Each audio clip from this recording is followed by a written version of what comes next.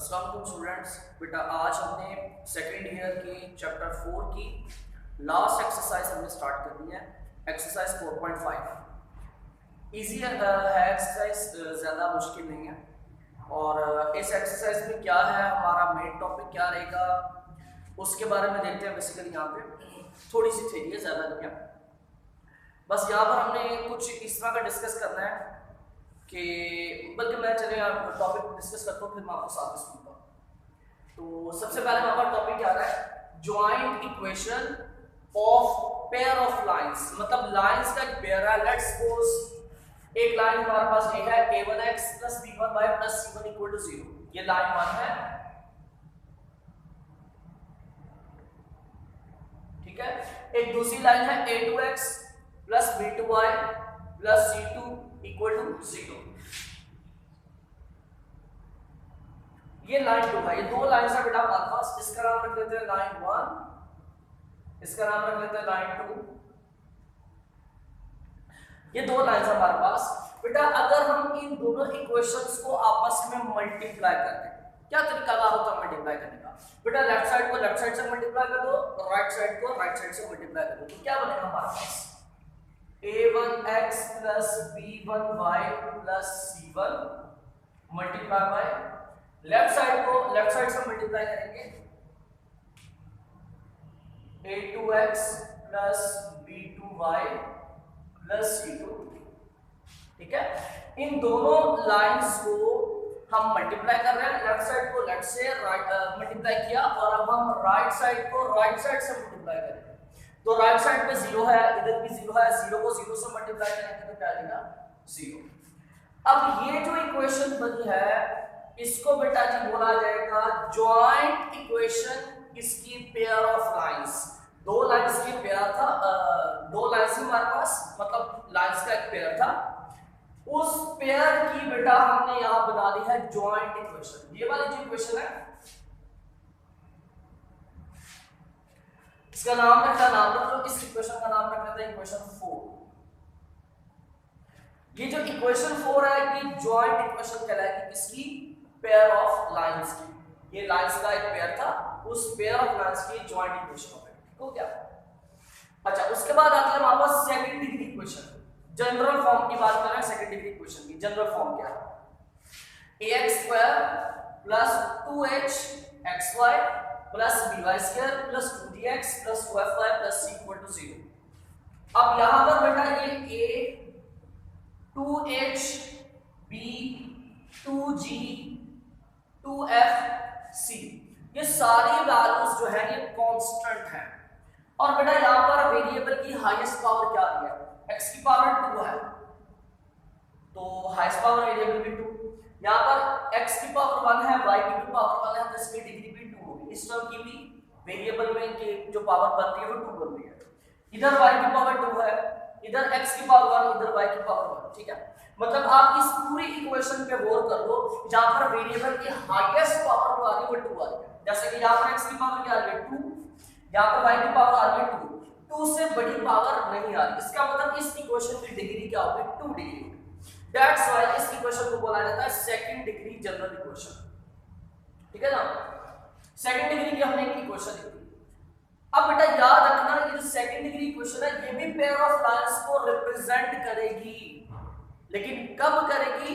बेटा जब हम इस सेकंड डिग्री इक्वेशन को फैक्टराइज करेंगे।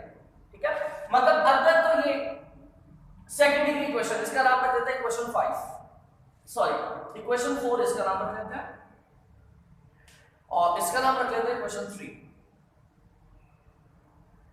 ठीक है बेटा, याद रखना ये जो सेकंड डिग्री इक्वेशन है अगर हम इसको फैक्टराइज करने में कामयाब हो जाते हैं, अगर ये फैक्टराइज हो जाती है तो बेटा यही सेकंड डिग्री इक्वेशन क्या कहलाएगी? पेयर ऑफ लाइंस की इक्वेशन कहलाएगी। ठीक है, सो अबव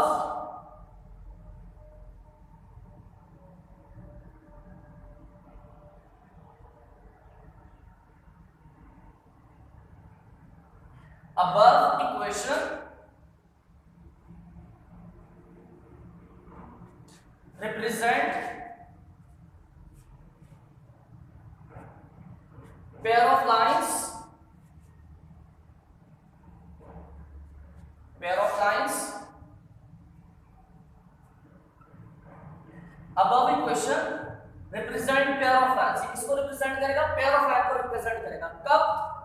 इफ अगर, ये कंडीशन है क्या, if it can be factorised,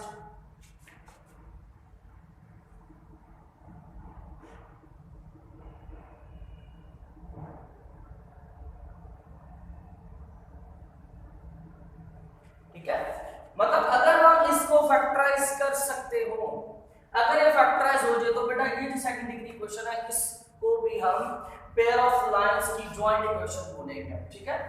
मतलब ये ऐसी इक्वेशन तब बनती है जब हम इन दोनों फैक्टर्स को आपस में मल्टीप्लाई कर देना तो भी कुछ इस तरह की शक्ल बन जाती है, इससे मिलती जुलती है, तो जनरल फॉर्म है ना, तो ठीक है। तो second degree equation pair of lines को कब रिप्रेजेंट करेगी, जब बेटा इसकी लेफ्ट साइड को हम फैक्टराइज कर सके लीनियर फैक्टर्स में, ठीक हो गया। अच्छा भाई स्टूडेंट्स, अब जो हमने नेक्स्ट चीज डिस्कस करनी है वो क्या है, general second degree homogeneous equation, ठीक है। सेकंड डिग्री क्यों बोला गया बेटा, आप इस इक्वेशन की डिग्री देख लो, यहां पर x की पावर क्या है 2, यहां पर y की पावर क्या है 2, इधर x की पावर 1 है, y की पावर भी 1 है, तो सम अप करेंगे, ऐड करेंगे तो यहां पर भी वेरिएबल की पावर कितनी बनेगी 2, ठीक है ना। तो मतलब इस इक्वेशन में वेरिएबल की हाईएस्ट पावर 2 आ रही है, दैट्स व्हाई इस इक्वेशन की डिग्री क्या है 2, इसलिए हम इसको बोलते हैं सेकंड डिग्री इक्वेशन, ठीक है। अब ये होमोजेनियस का क्या चक्कर है, होमोजेनियस इक्वेशन किसको बोला जाता है बेटा, ये सुन लेना, ये अक्सर बच्चों को बहुत कंफ्यूजन होती है कि जी होमोजेनियस इक्वेशन है क्या। देखो बेटा, अब अगर आप गौर करो, इस इक्वेशन में वेरिएबल है, इस इक्वेशन में भी वेरिएबल है, इसमें भी वेरिएबल है, लेकिन कांस्टेंट टर्म क्या है 0। तो याद रखना ऐसी इक्वेशन जिसमें कांस्टेंट टर्म 0 हो और दो कंडीशंस हैं, कांस्टेंट टर्म 0 हो और यहां पर देखो बेटा इस टर्म में वेरिएबल की पावर क्या है 2, इस टर्म में वेरिएबल की पावर क्या है, यहां पर भी 2 है, x की 1 और y की 1, तो कितना हो गया टोटल, वेरिएबल की पावर टोटल कितनी होगी 2, यहां पर भी वेरिएबल की पावर क्या है 2 है, y की पावर 2, तो बेटा यहां पर हर टर्म में वेरिएबल की पावर सेम है 2। तो याद रखना ऐसी इक्वेशन जिसकी हर टर्म में वेरिएबल की पावर सेम हो, चाहे 1 1 1 या फिर 2 2 2 या फिर 3 3, मतलब सेम वेरिएबल की पावर हो और कांस्टेंट टर्म 0 हो, ये दो शर्तें पूरी हो तो ऐसी इक्वेशन को होमोजेनियस इक्वेशन बोला जाएगा, ठीक है। तो ये हमारे पास जनरल होमोजेनियस इक्वेशन है और इस होमोजेनियस इक्वेशन की डिग्री क्या है 2, सेकंड डिग्री इक्वेशन। अच्छा ये इक्वेशन अब हमें किस चीज के बारे में बताएगी बेटा, ये इक्वेशन भी हमें पेयर ऑफ लाइंस के बारे में बताएगी, मतलब दो लाइंस को अगर इकट्ठा करके पेयर बना लिया जाए जैसे आपको पहले बताया था, तो ये भी हमें पेयर ऑफ लाइंस के बारे में शो करेगी। अब इक्वेशन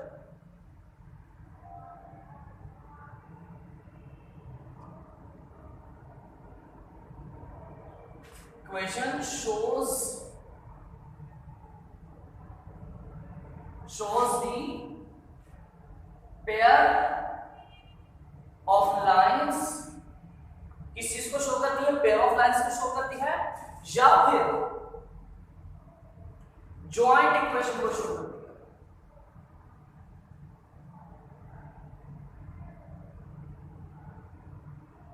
ठीक हो गया, जॉइंट इक्वेशन से मुराद है दो लाइंस की इक्वेशन को इकट्ठा कर दिया जाए, इसको जॉइंट इक्वेशन बोलते हैं, ठीक है।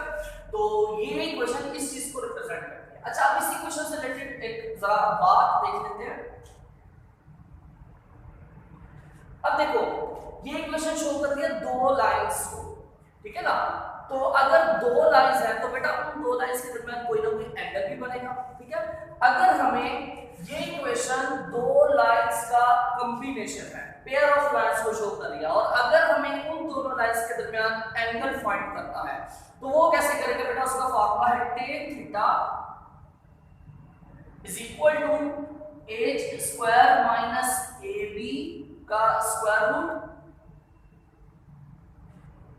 Divided by a plus b, ठीक है, और साथ में इसको डबल कर देना, मतलब 2 से मल्टीप्लाई करना।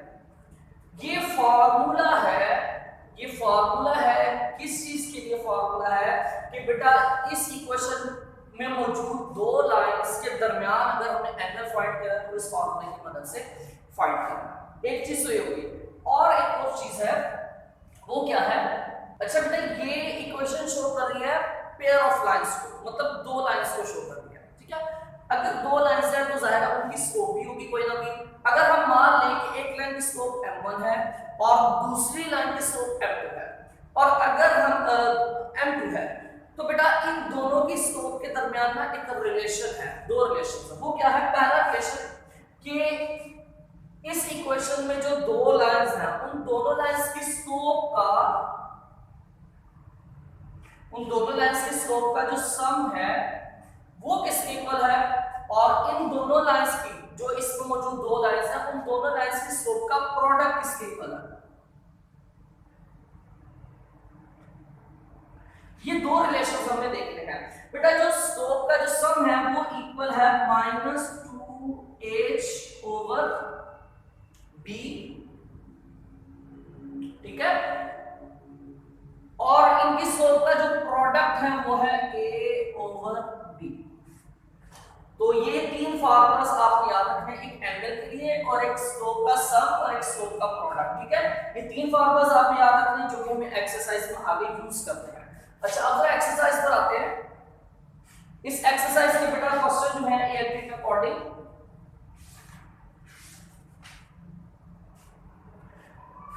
इस एक्सरसाइज के बेटा एएलपी के अकॉर्डिंग जो क्वेश्चन है वो है क्वेश्चन नंबर 2 है, 4 है, 6, 7 और 8। तो सबसे पहले बात करते हैं क्वेश्चन नंबर 2 एक्सरसाइज 4.5।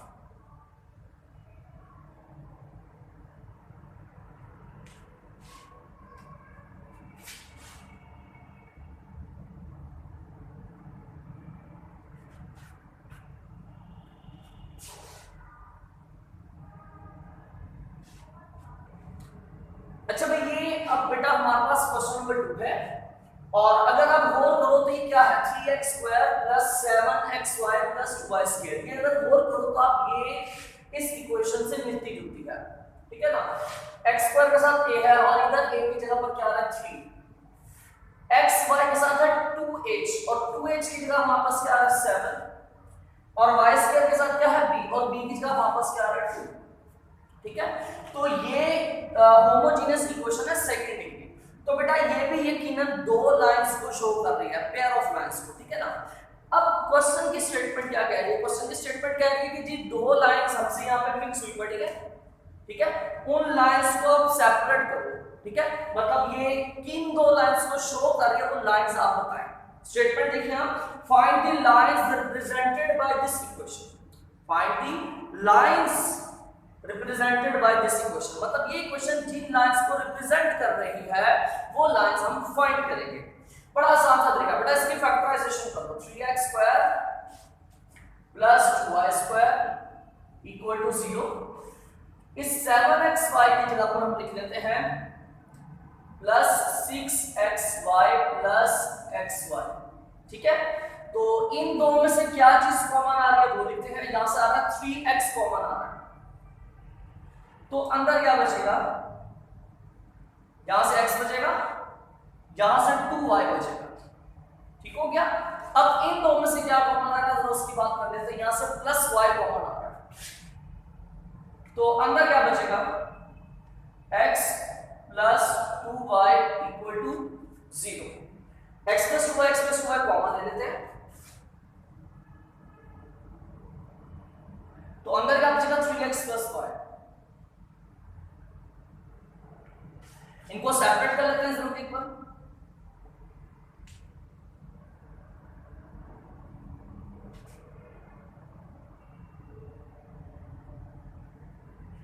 ये बेटा जी हमारे पास आ गया, देखो ये दोनों इक्वेशंस कहां से है, यहां से, तो इसका मतलब ये एक लीनियर इक्वेशन है, तो मतलब ये एक लाइन को रिप्रेजेंट कर रही है, ये भी एक लीनियर इक्वेशन है, तो मतलब ये भी लाइन को रिप्रेजेंट कर रही है, तो मतलब ये दोनों लाइंस आई कहां से, यहां से, ठीक हो गया। तो ये दो लाइंस को शो कर रही थी, हमने वो दोनों लाइंस को अलग अलग फाइंड कर लिया। अच्छा आगे भी कुछ कह रहा है, वो कह रहा है also find the angle between them, इन दोनों लाइंस के दरमियान जो एंगल है वो हमने फाइंड करना है, और एंगल फाइंड करने के लिए मैंने आपको ये फार्मूला लिखा था tan थीटा वाला, तो इस फार्मूले को हम यूज करेंगे, अप्लाई करेंगे इस इक्वेशन पर, ठीक हो गया। तो जरा यहां पर लिखते हैं नेक्स्ट नाउ इस इक्वेशन को लिखते हैं 3x² plus 7xy plus 2y² equal to 0। अब जरा इस इक्वेशन को इस जनरल इक्वेशन से कंपेयर करें तो बेटा a किसको बोलते हैं जो x² के साथ है, तो यहां पर x² के साथ है 3, तो मतलब a की वैल्यू क्या हो गई 3, और जो xy के साथ लिखा हुआ है वो क्या है 2h, तो यहां पर बेटा 2h की वैल्यू क्या हो जाएगी, xy के साथ क्या है 7, तो 2h की वैल्यू होगी 7, ठीक है। और b की वैल्यू क्या होगी, y² के साथ जो है वो b है, तो इधर b क्या है 2, ठीक है। यहां से जरा हम निकालते हैं h की वैल्यू, तो वो क्या मिलेगी 2 मल्टीप्लाई और इधर आके डिवाइड हो जाएगा, तो 7/2। ये हमारे पास बेटा वैल्यूज आ गई हैं, ये a की वैल्यू, ये h की वैल्यू और ये b की वैल्यू। ये तीनों वैल्यूज कहां से आई, जब हमने इस क्वेश्चन को कंपेयर किया जनरल इक्वेशन के साथ, तो हमारे पास ये तीनों वैल्यूज आ गई। अब जब ये तीनों वैल्यूज आ गई तो ये फार्मूला लिखा हुआ है, इस फार्मूले में वैल्यूज पुट करते हैं तो हमारे पास एंगल आ जाएगा, ठीक है।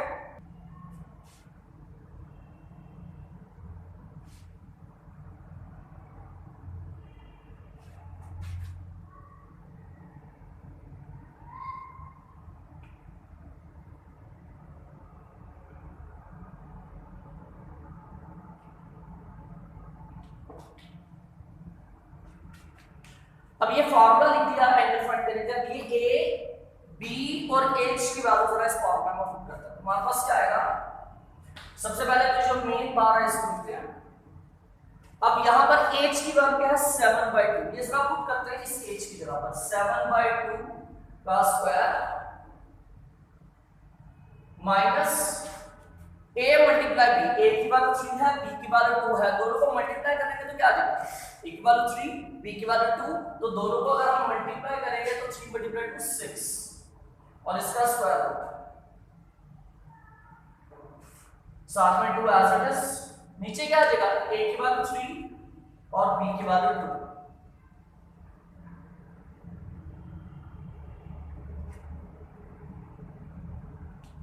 नेक्स्ट क्या आएगा बेटा 2, इसका तो एलसीएम आ जाएगा ना, तो एलसीएम क्या आएगा मतलब, देखो बेटा 7 का स्क्वायर 49, 2 का स्क्वायर 4, तो कितना आया 7/4 माइनस 6, तो इसका डायरेक्ट एलसीएम ले तो क्या आएगा 6 नीचे वाली वैल्यू से मल्टीप्लाई होगा ना, तो वो कितना बनेगा हमारे पास, तो बन जाएगा बेटा नीचे वाला 4 एज इट इज माइनस, तो साइड वाली वैल्यू को नीचे वाली से मल्टीप्लाई करो, 6 को 2 के स्क्वायर से मल्टीप्लाई करेंगे मतलब 4 से, तो कितना आएगा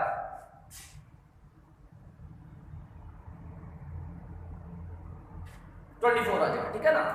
7 का स्क्वायर किया 49, 2 का स्क्वायर किया 4, एलसीएम लिया तो ये आ गया, डिवाइडेड बाय 3 + 2 कितना हो जाएगा 5।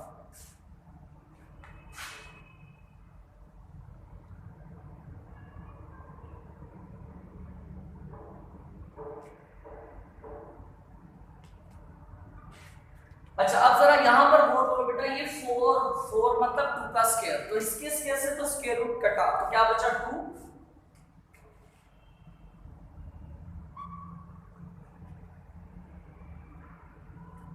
और ऊपर क्या बचा 49 में से 24 निकालते हैं, क्या आ जाएगा 29 और 25 आ जाएगा,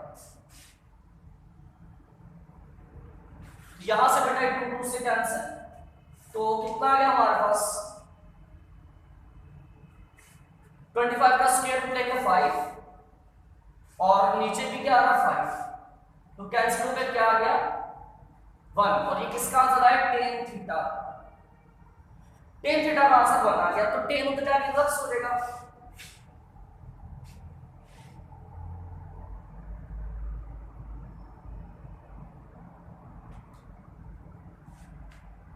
tan थीटा का आंसर आ गया बेटा, tan उधर जाके इनवर्स हो जाएगा, tan इनवर्स 1, और ये कितना होता है 45 डिग्री, थीटा हमारे पास आ गया 45 डिग्री, ये आ गया जी आंसर। ठीक है, ये क्वेश्चन नंबर 2 था। सेम से क्वेश्चन नंबर 4 कर लेना है। अब जरा हम नेक्स्ट क्वेश्चन नंबर 6 पर आते हैं। अच्छा बेटा, अब हमारे पास ये क्वेश्चन नंबर 6 है और इसको देखो क्या है, x² - 2xy secant alpha + y² = 0, ये क्वेश्चन है। अच्छा, अब इसकी हम फैक्टराइजेशन तो कर नहीं सकते हैं, तो फिर क्या कर सकते हैं? ऐसा कर सकते हैं बेटा, जाहिर है ये सेकंड डिग्री इक्वेशन है, तो सेकंड डिग्री इक्वेशन को हम क्वाड्रेटिक इक्वेशन भी बोलते हैं, और क्वाड्रेटिक इक्वेशन पर बेटा हम क्वाड्रेटिक फार्मूला भी अप्लाई कर सकते हैं, ऐसे ही है। तो यहाँ पर हम क्वाड्रेटिक फार्मूला अप्लाई करने के लिए हमें वेरिएबल सिंगल रिक्वायर्ड होता है। यहाँ पर x भी वेरिएबल है, y भी वेरिएबल है, दो वेरिएबल्स है, लेकिन हमें सिंगल वेरिएबल चाहिए।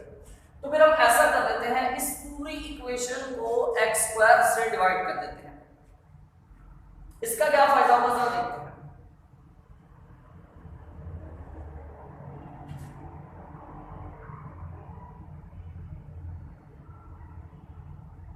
-2 secant अल्फा साथ में आएगा x × y divided by plus y² divide by is equal to 0। तमाम टर्म्स को हम x² से डिवाइड कर देते हैं। 0 को भी डिवाइड करेंगे बट वो 0 ही हो जाएगा, तो फायदा नहीं, ठीक है। तो हमारे पास क्या आएगा, देखो ये x² से कटा कितना बचा हुआ, तो देखो इन दोनों में कोई कटिंग नहीं होगी, इसको मैं पहले लिख रहा हूं, ठीक है। अब ये वैल्यू प्लस किया ना, तो इसको मैं पहले लिख रहा हूं, y² का x² का, तो क्या हम इसको लिख सकते हैं x/y का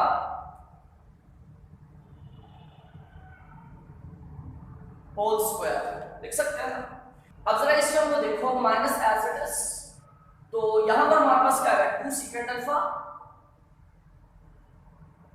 साथ में क्या है, ऊपर 1x है नीचे 2x है, 1x कटेगा 1x बचेगा, क्या बचा, ऊपर y बचा नीचे x बचा, तो इसको लिखेंगे y डिवाइडेड बाय x।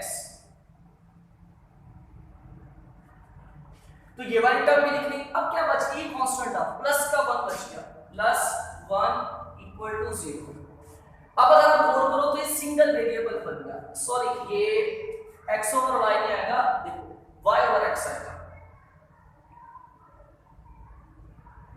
अब आप गौर करो, ये सिंगल वेरिएबल बन गई क्वेश्चन, ये y/x को हम सिंगल वेरिएबल कंसीडर कर लेते हैं, ये भी y/x को सिंगल वेरिएबल कंसीडर कर लेते हैं।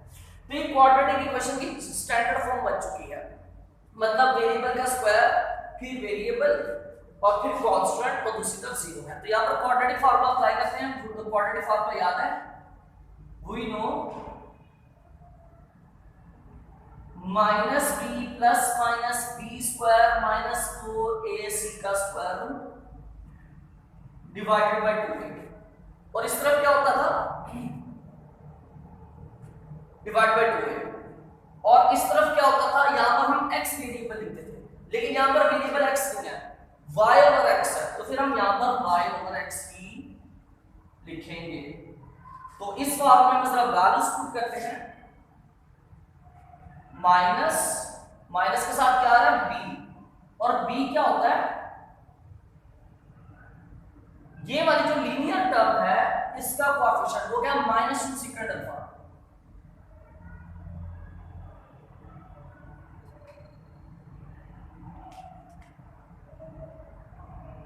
फिर आगे प्लस माइनस, फिर b का स्क्वायर, b क्या है -2 secant अल्फा, -2 secant अल्फा, और इस वैल्यू का क्या कर देना, स्क्वायर कर देना।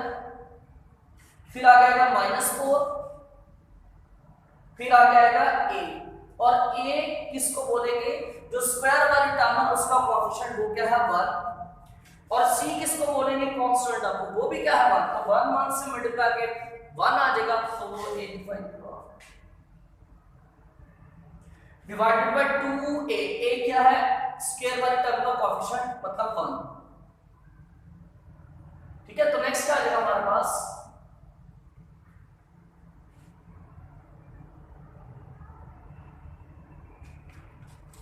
ये माइनस माइनस प्लस हो गई, 2 हो जाएगा 2 secant अल्फा,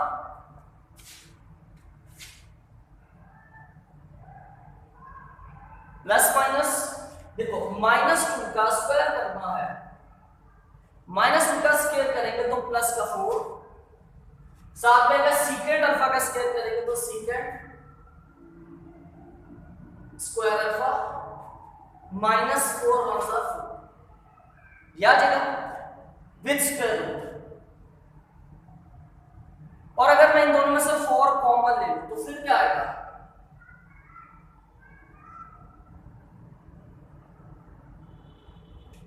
यहां पे 1 आएगा और 4 बाहर आएगा, ठीक है, डिवाइडेड बाय 2। अब आपको ट्रिग्नोमेट्री की आइडेंटिटी होप सो याद होगी, जो आप 10th क्लास में पढ़ रहे हो। क्या थी identity, 1 plus tan square alpha is equal to secant square alpha. 1 plus का इधर आके माइनस हो जाएगा तो फिर क्या बनेगा, tan square alpha is equal to secant square alpha minus 1, ठीक है ना। सीकेंट स्क्वायर अल्फा माइनस 1 की बात क्या है, टेन स्क्वायर अल्फा, तो मतलब फिर इस पूरे की जगह पर हम टेन स्क्वायर अल्फा लिख सकते हैं।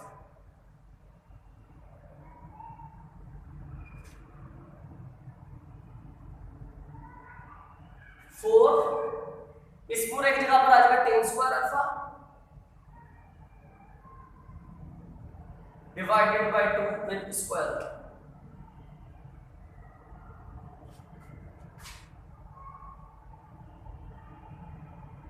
नेक्स्ट क्या है हमारे पास, 2 सीकेंट अल्फा प्लस माइनस 4 का स्क्वायर रूट लेंगे तो 2 आ जाएगा, और 10 के स्क्वायर से स्क्वायर रूट कटेगा तो क्या आ जाएगा, 10 अल्फा डिवाइडेड बाय 2, ठीक है। अब ये दो टर्म्स है हमारे पास, एक ये वाली और एक ये वाली, दोनों में 2 आ रहा है तो इस 2 को हम कॉमन ले सकते हैं, ठीक है।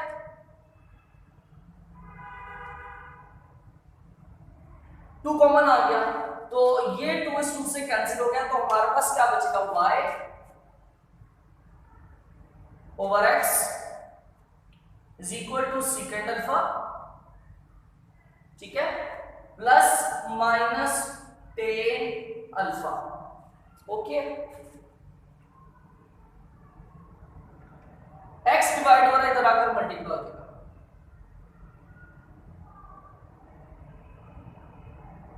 ठीक हो गया।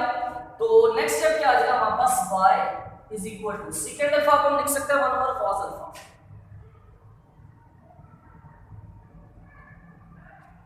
टेन अल्फा को लिख सकते हैं sin alpha over cos alpha,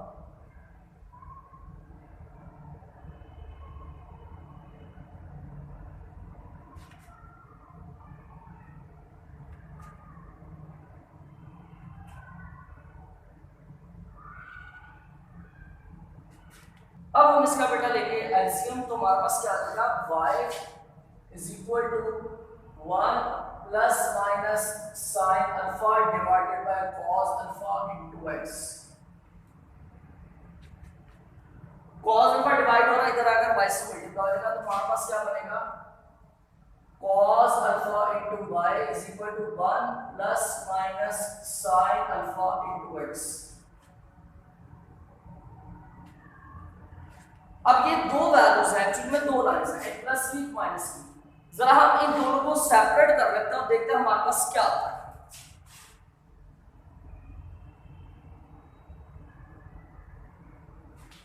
एक आएगा हमारे पास cos alpha into y is equal to 1 plus sin alpha into x। एक ये हमारे पास लाइन आ जाएगी और दूसरी लाइन हमारे पास आ जाएगी cos alpha into y is equal to 1 minus sin alpha into x। ये दो लाइंस आ जाएंगी, ठीक है ना। अब ये cos अल्फा प्लस क्या होता जाके माइनस हो जाएगा, तो हमारे पास क्या आ जाएगा, 1 plus sin alpha into x। ये वाली प्लस की उधर जाके माइनस हो जाएगी, minus cos alpha into y। इसको उधर ले गए तो इक्वल किसके आ गया, 0 के। अब वो 0 इधर लगा या उधर लगा, बात तो एक ही है ना कि इसको इक्वल 0 के लिखना है, तो ये लो यहां पर हम 0 लगा, तो एक लाइन ये आ गई, ठीक है ना। आप देख ले यहां पर x की पावर 1 है, y की भी पावर 1 है, तो ये लीनियर इक्वेशन है। इसका मतलब एक लाइन आ गई। अब एक लाइन यहां से आ जाएगी, सेम उसी तरह ये वाला प्लस के उधर जाके माइनस हो जाएगी, तो इक्वल टू 0 होगा।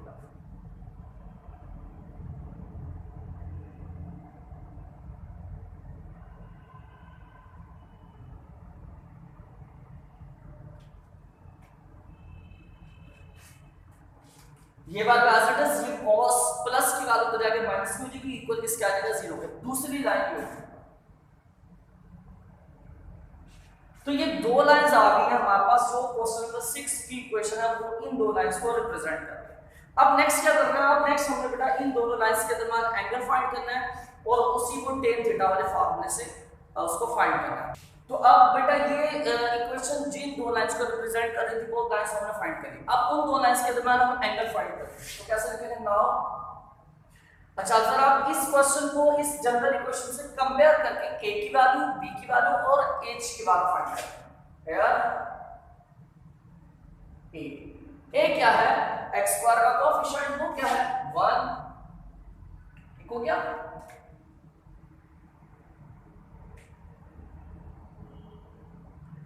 और जो x y के साथ का होता है 2h, तो 2h क्या है हमारे पास x y का कोएफिशिएंट, तो ये x y है।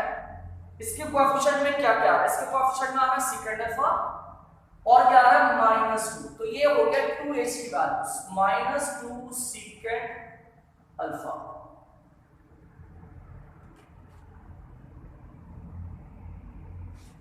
और b किसकी वैल्यू होती है, y स्क्वायर का कोएफिशिएंट। यहां पर y स्क्वायर का कोएफिशिएंट क्या है 1, ठीक है। तो हमारे पास क्या बन गया, a की वैल्यू आ गई 1, यहां से a देखो 2 मल्टीप्लाई करके डिवाइड होगा, तो 2 से कैंसिल हो गया, तो h की वैल्यू हमारे पास क्या आ गई माइनस सेकंड अल्फा और b की वैल्यू क्या आ गई 1। अब ये तीनों वैल्यूज को इस फॉर्मूले में यूज करते हैं, तो हमारे पास क्या आ जाएगा वही नो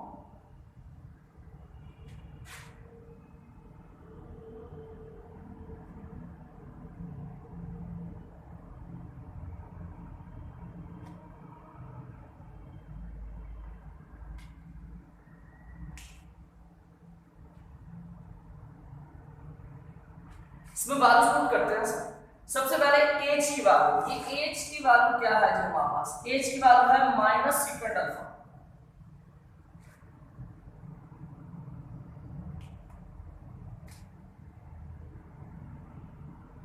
h की जगह उसकी वैल्यू आ गई, साथ में स्क्वायर है, आ गया square minus a multiply b, a को और b को क्या करना मल्टीप्लाई, a की वैल्यू 1 है, b की वैल्यू 1 है, मल्टीप्लाई के 1 आ गया, ठीक है।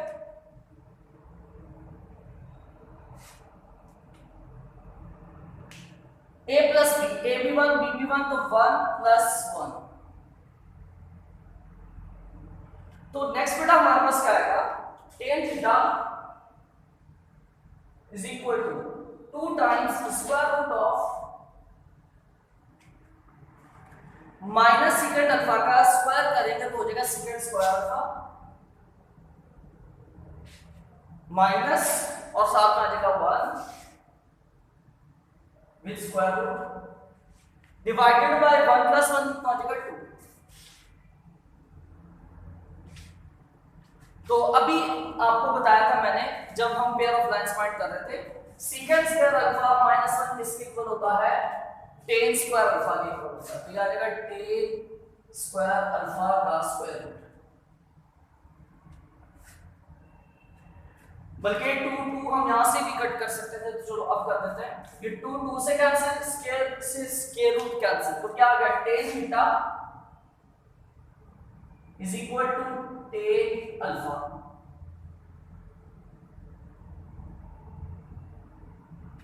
तो यहां से tan से कैंसिल हो जाएगा, ठीक है, तो थीटा किसके इक्वल आएगा अल्फा के इक्वल आ जाएगा।